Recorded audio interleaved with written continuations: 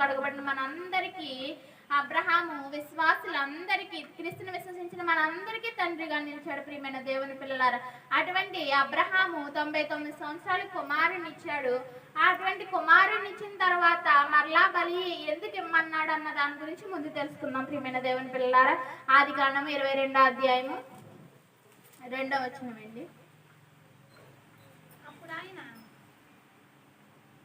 అప్పుడు ఆయన నీకు ఒక్కడైన నీ కుమారుని అనగా నీవు ప్రేమించు ఇస్సాకును తీసుకుని మోరియా దేశమునకు వెళ్ళి అక్కడ నేను నీతో చెప్పబోవు పర్వతంలో ఒక దాని మీద దహన బలిగా అతన్ని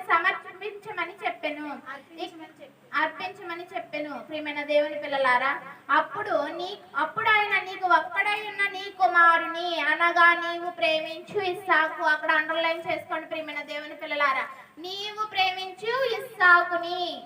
ఏమైందండి? ఇక్కడ ప్రేమ ఒక్కడుగా తండ్రి మీదే ఉంది, దేవుని మీదే ప్రేమించాడు, దేవుణ్ణి ఎక్కువగా ప్రేమించాడు. ప్రియమైన దేవుని పిల్లలారా, పిల్లలు పుట్టలేనంత వరకు అబ్రహాము ఎవరిని ప్రేమించాడు? దేవుడినే ప్రేమించాడు. విశ్వాసంతో ముందుకు నడిచి నా దేవుడు నాకు చేస్తాడు, నా దేవుడు నాకు పిల్లల్ని ఇస్తాడు, నాకు ఇచ్చిన వాగ్దానాన్ని నెరవేరుస్తాడని అప్పటి వరకు ఎవరిని ప్రేమించారు? ప్రియమైన దేవుని పిల్లలారా, ప్రియమైన దేవుని సంగమా, ఒకసారి ఆలోచించు. అప్పటి వరకు దేవుణ్ణే ప్రేమించాడు. ప్రియమైన దేవుని పిల్లలారా, అటువంటి ప్రేమ, దేవుని మీద ఉన్న ప్రేమ ఎక్కడికి వచ్చేసింది?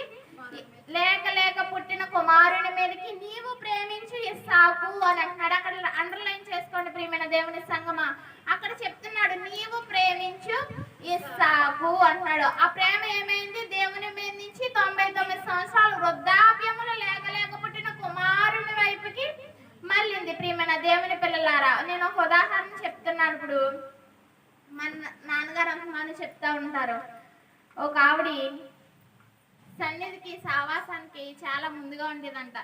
ప్రతి దినము ఆదివారం వచ్చేసరికి దేవుని మందిరానికి వచ్చి చాపలేసేసి కుర్చీలు వేసేసి అన్నీ చేసేసి సంఘంలో ఏమైతే పని ఉందో చర్చిలో అటువంటి అన్ని ముందు చేసేసి తుడిచేసిదంట, బరకాలు వేసేసిదంట, కుర్చీలు చదివేసిదంట, అన్నీ చేసేసిదంట.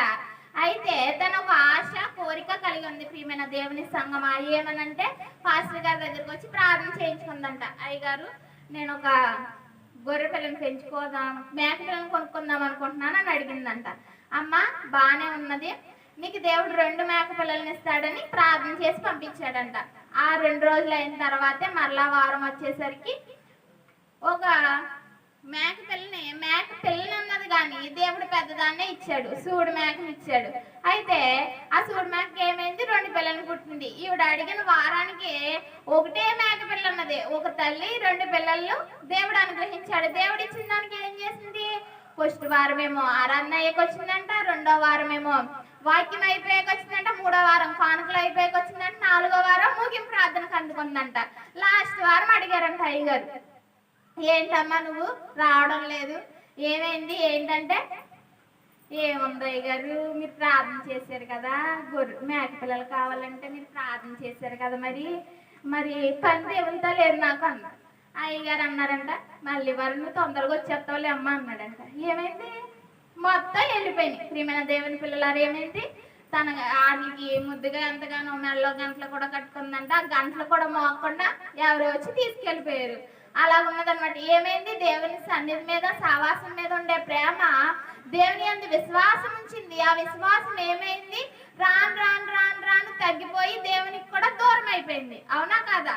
ఈమెను చూసుకున్నట్లయితే, విశ్వాసం ఈమెను చూసుకున్నట్లయితే సన్నిధిని సావాసాన్ని విడిచిపెట్టేసి ఇంకా తనకిచ్చిన దేవుడు ప్రేమించి తనకిచ్చింది, నన్ను ప్రేమించి ఇచ్చాడని అనుకోవడం మానేసి ఇదే నా సర్వస్వం, ఇదే నా సమర్థం అని అనుకుని దేవుని సన్నిధిని సావాసాన్ని విడిచిపెట్టి అదే పని మీద ఆటలు చూసుకుంటానే ఉంది. ఏమైంది?